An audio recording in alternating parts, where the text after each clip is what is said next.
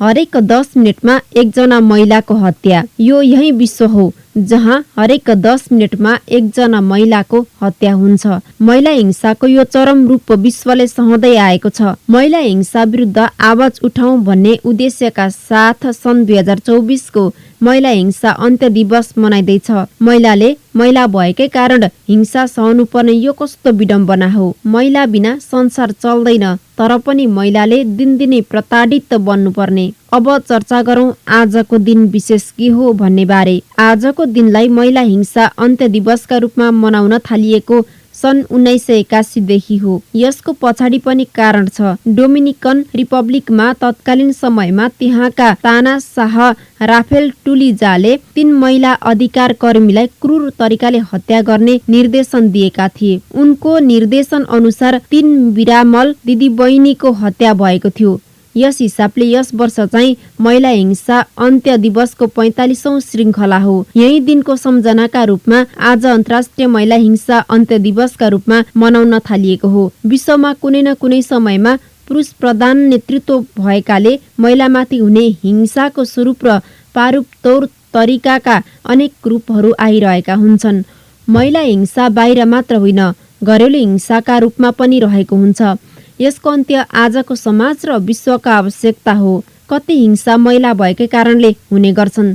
जस्तो महिला भएकै कारण महिलामाथि बलात्कार हुन्छ। हामी कहाँ जस्तो किसिमको वैवाहिक परम्परा छ त्यसले पनि महिला हिंसालाई प्रश्रय दिएको छ। महिलाले विवाह भएर पुरुषको घरमा जानुपर्छ। त्यहाँको भिन्न वातावरण, व्यवहार र संस्कारसँग समाहित हुनुपर्छ। यसमा पनि महिलाले विभिन्न विभेद र हिंसा खेप्नुपर्छ। सूक्ष्म तरिकाले निहाल्दा राज्यले पनि विभेदपूर्ण कानून बनाएर महिलालाई हिंसा गरिरहेको छ। आफूले जन्माएको बच्चालाई आफैले पहिचान दिन नसक्ने कानुनी व्यवस्था छ। राज्यले निर्माण गरेको यस्तो कानूनले पनि महिला हिंसा भइरहेको छ। महिला भएकै कारण राज्यले बनाएको कानून, सामाजिक परम्परा, पितृसत्तात्मक मूल्य मान्यता, महिलामाथि हुने यौनजन्य हिंसा यी सबै महिला हिंसा अन्तर्गत पर्दछन्। किनभने भेदभाव गर्नु वा विभेद गर्नु पनि हिंसा नै हो। महिलामाथि हुने हिंसाहरू: शारीरिक हिंसा, महिलालाई कुटपिट गर्ने, बलपूर्वक गर्भपतन गर्न लगाउने, अङ्गभङ्ग गर्ने, थुन्ने, जलाउने, कार्यबोझ थुपर्ने आदि शारीरिक हिंसाभित्र पर्छन्। मानसिक हिंसा, महिला भएकै कारण होच्याउने, धम्की दिने, हेप्ने, गाली गलौज गर्ने, भेदभाव गर्ने, भावनात्मक चोट पुर्याउने, झुटा आरोप लगाई बेइज्जती गर्ने आदि मानसिक हिंसा अन्तर्गत पर्छन्। यौनजन्य हिंसा, महिलाको इच्छा विपरीत जबरजस्ती यौन सम्पर्क, करणी, यौनजन्य दुर्व्यवहार, यौन यातना र यौन शोषण, वैवाहिक बलात्कार, हाडनाता, करणी, मानव बेचबिखन र ओसार पसार आदि यौनजन्य हिंसाभित्र पर्छन्। आर्थिक हिंसा, महिलालाई आर्थिक स्रोत र साधनबाट वञ्चित गर्नु, महिलाको स्वीकृत र सहमति बेगर सम्पत्तिको दुरुपयोग गर्नु, महिलालाई रोजगारी गर्न नदिनु र अन्य आयार्जनका कामबाट वञ्चित गर्नु आर्थिक हिंसाभित्र पर्छन्। सम्बन्ध विच्छेद गर्दा महिलाले 1/2 अंश पाउने कानुनी व्यवस्था थियो। अहिलेको मुलुकी देवानी संहिताले भने निश्चित अवस्थामा मात्र महिलाले अंश पाउने कानुनी व्यवस्था गरी शर्तयुक्त बनाएर भेदभाव गरेको छ। बिहेपछि अधिकांश महिलाले दिनको 17 घण्टा काम गर्ने अनुसन्धानले देखाएको छ। त्यसैको पारिश्रमिक हो अंश। सम्बन्ध विच्छेद गर्दा त्यही पारिश्रमिक पनि नपाउने। यसरी राज्यले विभेदपूर्ण कानूनको निर्माण गर्नु पनि महिला हिंसा नै हो। सामाजिक हिंसा, नागरिक पहिचानमा पनि विभेदपूर्ण संवैधानिक व्यवस्था छ।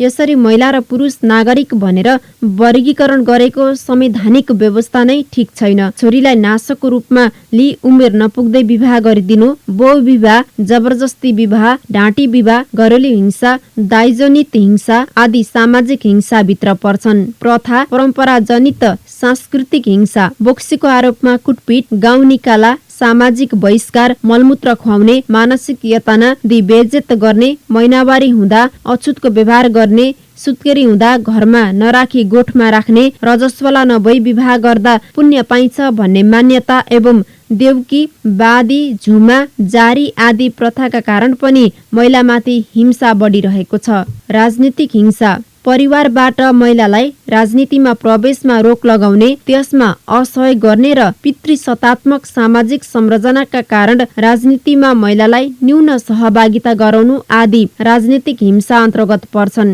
राजनीतिमा महिला किन टिक्न सक्दैनन्? महिला कार्यकारी निर्णायक पदमा पुग्न किन सकिरहेका छैनन्? यसमा पनि हिंसाकै कुरा आउँछ। महिला भएकै कारण राज्य निर्मित कानूनमा महिलालाई भेदभाव गर्नु, नागरिकता दिन र लिन कानूनी विभेद र व्यवहारमा कठिनाई पार्नु, छोरा र छोरीलाई शिक्षाको पहुँच नहुनु, महिलाको स्वास्थ्योपचारमा लापरवाही, भेदभावपूर्ण वैवाहिक परम्परा जस्तो महिला कन्यादान भएर पुरुषकै घरमा जानुपर्ने आदि कारण पनि महिलाले हिंसा भोग्नु परेको छ। विभिन्न स्थानमा हुने यौनजन्य हिंसासँगै घरमा कार्यस्थलमा हुने हिंसा सम्बन्धी कानून राज्यले निर्माण गरेको छ। कानून ल्याए पनि कारबाही नभएको अवस्था छ। बनेका कानूनमा धेरै कमी कमजोरी भेटिएका छन्।